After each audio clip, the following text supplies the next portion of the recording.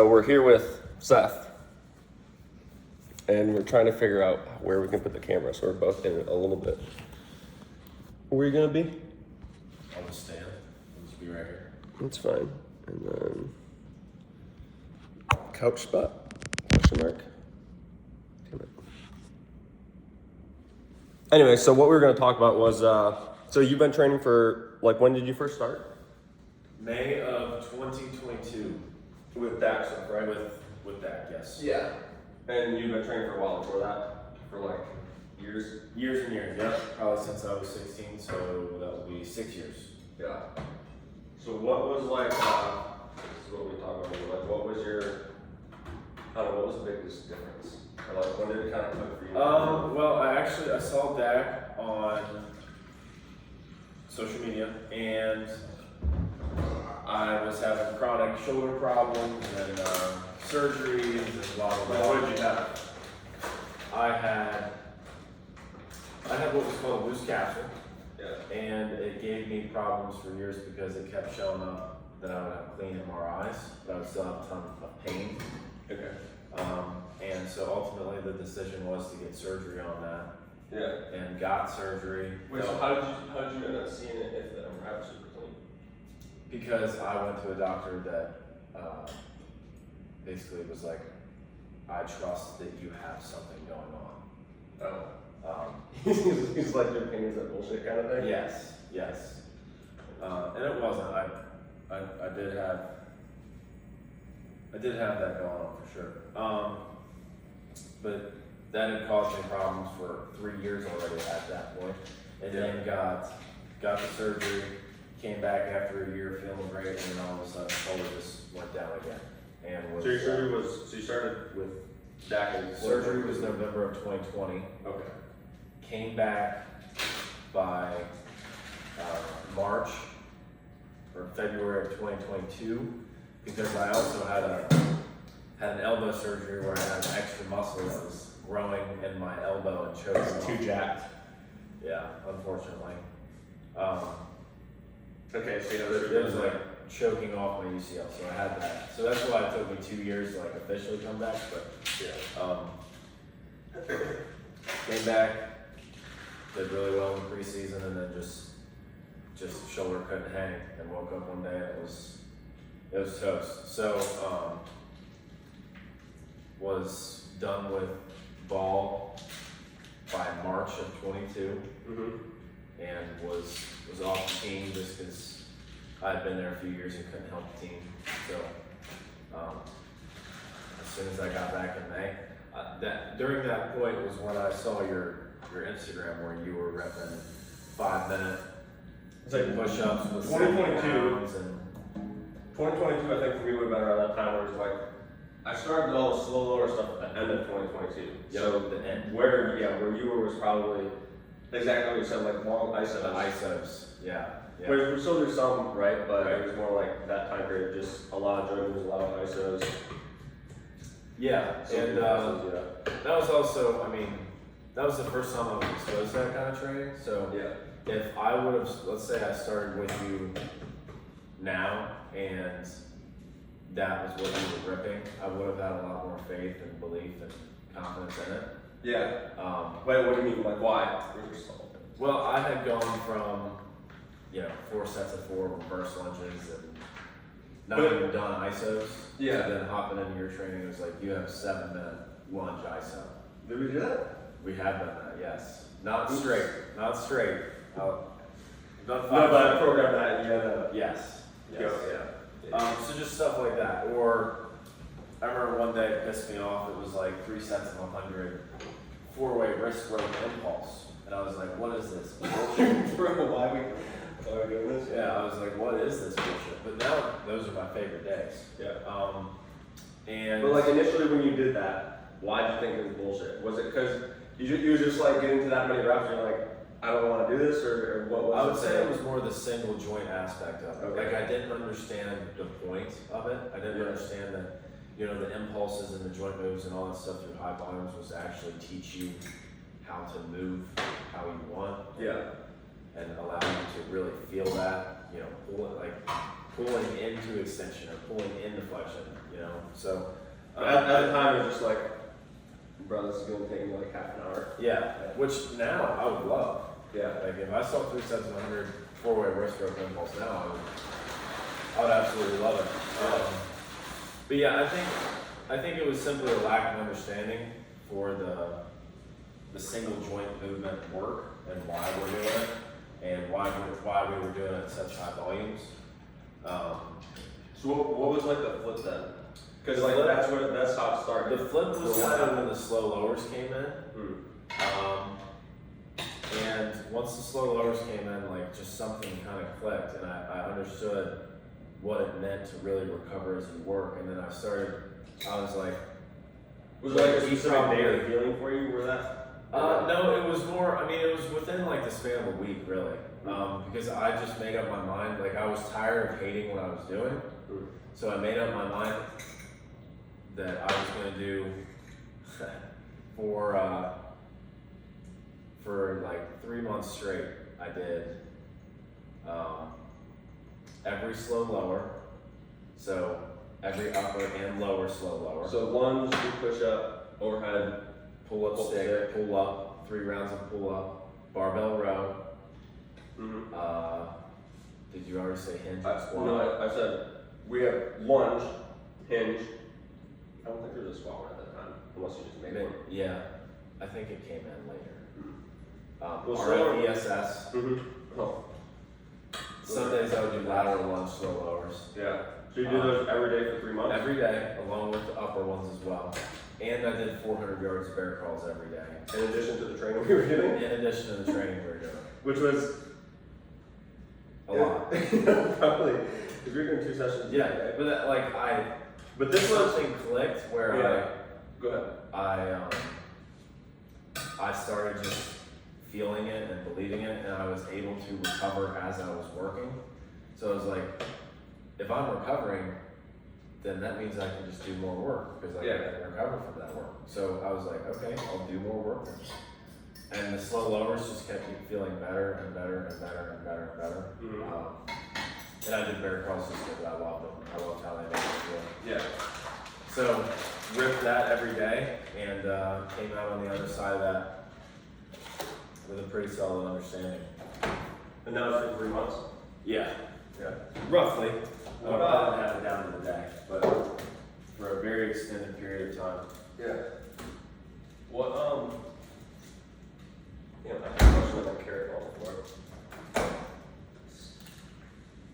What was I gonna ask? So that was in 2022, at the end of 2022, like, when was your surgery again? Was that That was November of 2020. It had been that long? Yep. Oh. Yeah, I don't remember that. So we didn't, it wasn't like, for your case, it wasn't like post-op. Not directly post-op, no. Yeah.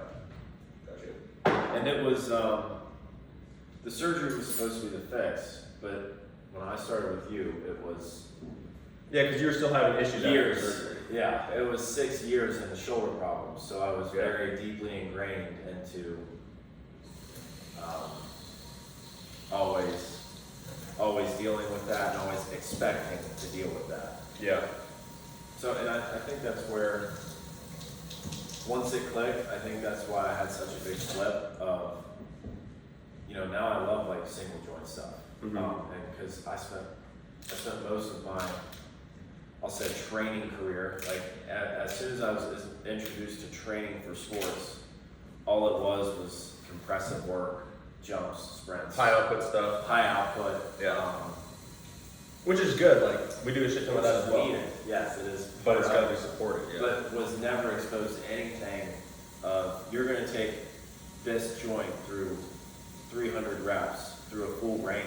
Yeah. There was never anything like that. So now whenever I do it, since I spent so long on the other end of the spectrum, I feel like I'm kind of turning the clock back a little bit. Yeah. Even though I'm 25, I shouldn't be saying that. But like, Why not? like my hip, like, Dude. for example, my right hip is, it was kind of, it almost felt like arthritic and Like rusty. when? How long ago? Probably a few months ago. Yeah. When I got the hyper arm. Okay. and I blasted the hyper arm for like 2 weeks straight.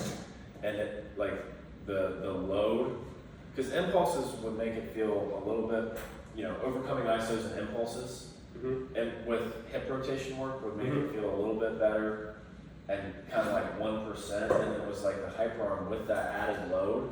Yeah. You know, Is it like literally you into the range? yeah, it felt like you literally sprayed WD-40 on the joint. Like it had to work better after that. Yeah. And so now like the impulses, the overcoming ISOs, all that stuff, now it's like, wow, this is actually what it feels like to fully control that. You know, Fully into him kind of thing? yeah, have full access to that. Because I mean, I used to be 10 seconds into an OI, an internal rotation would get the nastiest cramp. You know, and would quit right there. Yeah. And now it's like, I'll get the faintest, slightest hint of a cramp and then it'll be gone. And it's like, you just feel that whole, like whenever I do IR stuff, I feel that whole side of the hip just kind of shorten into that. It's something that was never really able to feel. And I think the understanding of the training helped lead me to that. Like, what do you mean specifically in relation to that? Well, I mean, like, it's kind of all the same thing, right? So, like, if you're doing a four-way wrist grip impulse, and you're pulling up into flexion, or you're pulling back into extension or something like that, like, you can take that movement, that clean movement, and apply that to the hip, right? Like, if you're going to slam into IR, then you pull into ER to then lengthen that out. That way you can deliver the most amount of impact into the growth. Yeah. So, kind of that feel that I got from a lot of the high rep single joint stuff, it allowed me to almost apply that feeling to the areas I was having problems with. Like once you kind of felt it figured out with, let's say, the wrist, you could then take and transition that into Exactly. like the hip And or it's, shoulder. yeah, and it was like, just use the musculature that shortens, right? Sure. And so then that ties into the slow lowers. And since I was ripping slow lowers, like I knew exactly how that felt.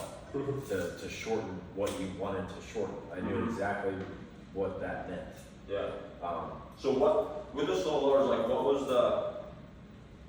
because when you first started doing ISOs, Correct. just kind of walk through, like what is it that you felt that was different in the ISOs versus the slow lowers? Because I've talked about it for me, Right. but like, I mean, you've been doing it for a long time, you've ripped some pretty, like yesterday you did slower deep push up for 3 minutes, back up with 45 pounds on your back. It was like you've been ripping for a while. So what was that difference in feeling for you? I would say, I don't know, I mean, I guess the best way to describe it would be much more active. You know, like, before you started slow lowers, I had worked up to where I was at a 5-minute deep push-up ISO. Yeah. Because that, I'm sure as you know, that used to be like your benchmark. Like if you could, 5 minutes. if you Deep could push up, 5 minutes hang, 5 minutes run. yeah, if you could hit a 5-minute ISO, then like everything's firing on all cylinders. And you can recover. You can kind of cycle through your energy system, Right. etc. Yeah. So that was the original strain of thought, and like I just never really felt like I was any length that would be created or any confidence in that position would simply be created by spending time in there and not by actually owning it. Like I never felt like, especially for me when I'm in the slow lower deep push up, like right around this range of motion right here, from here down, like I feel my scapes retracting so well. Yeah, just like pulling you down into that. Yeah, and you just don't really feel that like when you get in the bottom and then you just sit there. It's more like you're just trying to like not cave in. Yeah. Is what, Yeah. So that's what I felt, because you mentioned yesterday when I was attempting the slow deep push up for 3 minutes with 75, Yeah. or 7 minutes, like at the end you saw like a little bit of that. Yeah. It's like, yeah, because I wasn't able to press back up. Right. It's like you lose that, Yeah. and then you're just kind of like trying to not fail. Yeah. Which is a different feeling, because you don't have as much control over that. Well, it wakes you up. I don't know how else to describe it. I start most of my training sessions. Now this is just for me, Yeah. but I start most of my training sessions with slow lowers, just because it helps me feel and remember how I want to feel and how I want to be. Mhm. Like I want to be in charge of myself. I don't want to be resisting something like you do in an ISO. Yeah. Like I sometimes I'll show up and I won't want to train or something, and then I'll hit. No, what are you talking about? I want to train every single day. Yeah. Well, you're just better than me then. Obviously. But I don't know. After that 3 minutes of a slow lower, I remember why I'm there and, Mhm. and what I want to do and why I want to do it and who I want to be. Mm-hmm. Because if you show up and like you stay in that feeling of not wanting to be there, even as you're doing it, Yeah. you're literally resisting yourself. Yeah. And a slow lower allows you to not do that, to not resist. Yeah.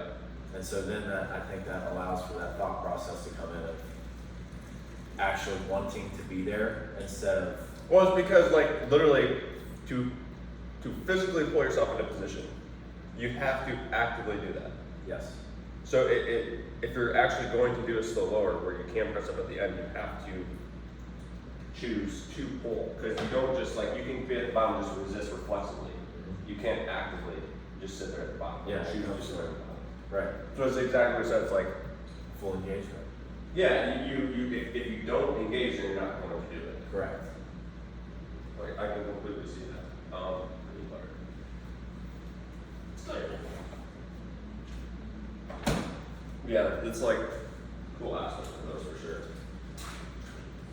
That's probably it for today. We'll do a full talk tomorrow or Thursday. For now, we need to get these gains in and put my celery away. So, See ya.